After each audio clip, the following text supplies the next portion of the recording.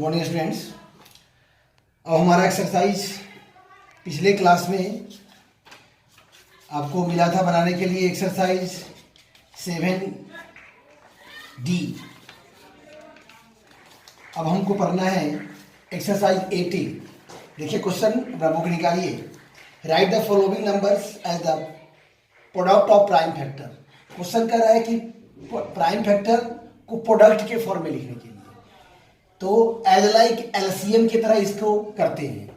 अगर सीधे बोलता है कि फैक्टर लिखने के लिए तो लिखते कि यह नंबर किस किस से डिविजन होगा कटेगा तो उसको लिख देते, लेकिन प्राइम फैक्टर लिखना है तो prime factor as like LCM की तरह होता है। जैसे 24 का हम प्राइम फैक्टर कर रहे हैं तो सबसे पहले हम 2 से लगाएं, 2 से 12 टाइम में कटा, फिर 12 2 से कटा 6 टाइम में, फिर 2 से 6 कटा 3 टाइम में, फिर 3 1 जा 3।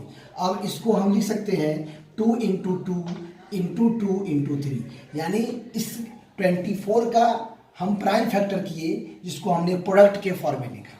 इसके प्राइम फैक्टर को प्रोडक्ट के फॉर्म में लिखा तो क्या हुआ 2 इंटू 2 इंटू 2 इंटू 3। अब आइए इसी तरह से क्वेश्चन नंबर 2 देखिए। 2 में है आर द फॉलोइंग पेयर्स को प्राइम। आपको पता है किसी दो नंबर का एससीएफ अगर 1 हो तो वह नंबर को प्राइम है, यस या नो लिखना है। जैसे देखिए 2 का ए 19 और 20 है तो 19 20 का एससीएफ निकालिए। 19 1 जा 19, 1 बचा, फिर 1 से 19, 1 1 जा 9 9 जा, यानी क्या हुआ एससीएफ क्या आया 1, एससीएफ बराबर 1 आया। इसीलिए 19 20 इज ए को प्राइम। इसीलिए क्या है ये को प्राइम। जिस दो नंबर का एससीएफ 1 आता है वो नंबर क्या है को प्राइम है। यस यस 19 20 ये को प्राइम। इसी तरह से क्वेश्चन नंबर 3 देखिए।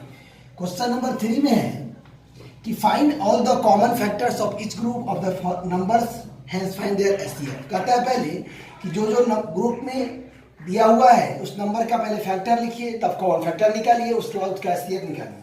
जैसे 9 एंड 12 तो भाई हम इसमें दिया हुआ है फैक्टर ऑफ 9, पहला कॉलम फैक्टर ऑफ 9,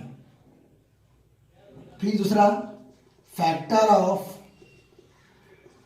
12, उसके बाद तीसरा में कॉमन फैक्टर, उसके बाद चौथा में हमको एचसीएफ निकालना है। ध्यान दीजिएगा पहले फैक्टर ऑफ 9 लिखनी है। फैक्टर मतलब यह नंबर 9 किस किस नंबर से डिविजन है उसको लिखना है। तो 1 से 3 से और 9 से। 9 कटेगा 1 से 3 से और 9 से। 12 कटेगा 1 से 2 से 3 से 4 से 6 से और इससे 12 से। अब हमको इसमें से कॉमन फैक्टर निकालना है जो दोनों में होगा। दोनों में 1 है इसीलिए यहाँ 1 लिखिए, दोनों में 3 है इसीलिए क्या होगा कॉमन फैक्टर 1 और 3। अब हमको एचसीएफ का मतलब होता है हाईएस्ट कॉमन फैक्टर। तो सबसे हमारे कॉमन फैक्टर में सबसे बड़ा क्या है, कॉमन फैक्टर में 1 और 3 कॉमन फैक्टर है, इसमें सबसे बड़ा कौन है, सबसे बड़ा कॉमन फैक्टर क्या है 3 है, इसीलिए इसका एचसीएफ क्या हो गया 3 है। यही इसका आंसर है। देख लीजिए फैक्टर मेथड से एचसीएफ कैसे निकालें। 9 एंड 12 का पहले फैक्टर लिखिए, फैक्टर ऑफ 9 1 से 9 किस किस से डिविजन होगा उसको लिखा, 1 से 3 से और 9 से। 12 का फैक्टर लिखा 1 से 2 से 3 से 4 से 6 से और 12 से। कॉमन फैक्टर जो दोनों में कॉमन होगा, दोनों में 1 है इसलिए 1 लिखिए, दोनों में 3 है इसलिए 3 लिखिए, बाकी दोनों में नहीं था इसलिए मैंने नहीं लिखा। अब एचसीएफ का मतलब होता है हाईएस्ट कॉमन फैक्टर, जो अपने कॉमन फैक्टर में सबसे बड़ा होगा वही मेरा एचसीएफ होगा। तो इस दोनों में सबसे बड़ा कौन है 3, इसीलिए एचसीएफ क्या है 3। इसी तरह से 4 नंबर देखिए। 4 नंबर क्वेश्चन हमको मल्टीपल्स लिखना है और उसमें से फर्स्ट 3 कॉमन मल्टीपल निकालना है। देखिए 10 एंड 15 क्वेश्चन है 10 एंड 15। तो इसमें भी 4 कॉलम है। फर्स्ट में मल्टीपल ऑफ 10, मल्टीपल ऑफ 10 10 20 30 40 50, आगे भी इसका मल्टीपल होगा।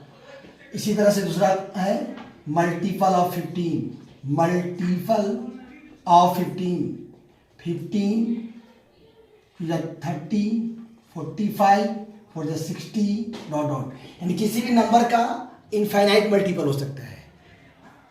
मल्टीपल ऑफ 10 मैंने कुछ मल्टीपल लिखा 10 का, 10 20 30 40, 10 का टेबल लिखा कितना टाइम 5 टाइम्स 50 तक।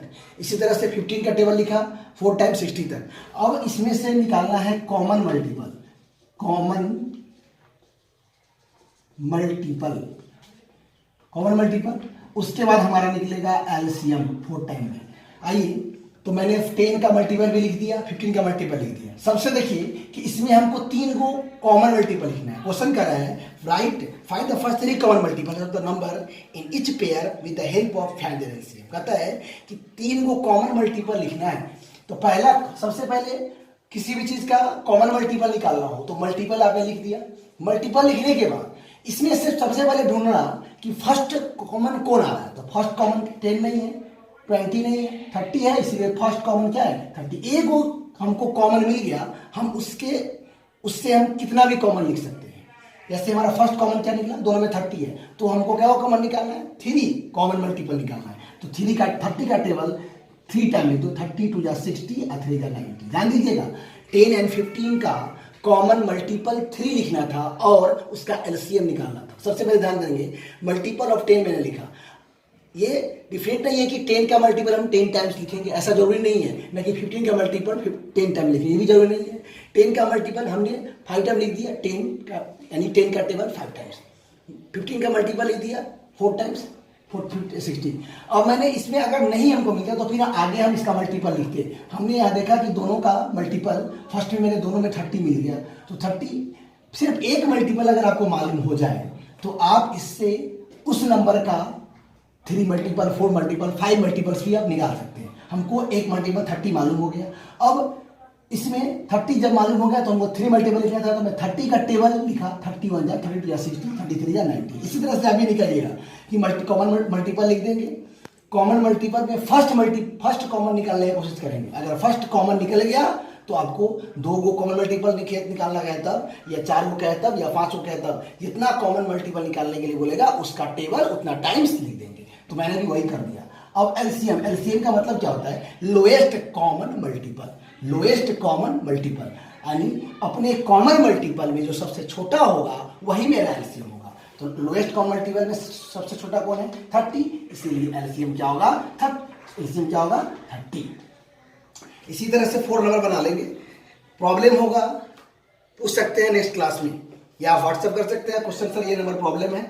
क्वेश्चन नंबर 5 फिलअप है। The product of 2 numbers is equal the product of their LCM and HCF. HCF of 2 consecutive even number is, जो आप 2 को लगातार एचसीएफ इवन नंबर का एचसीएफ निकाल के देख लीजिएगा, जो है वही होगा। तो हमको लिखना है डू एक्सरसाइज 8A।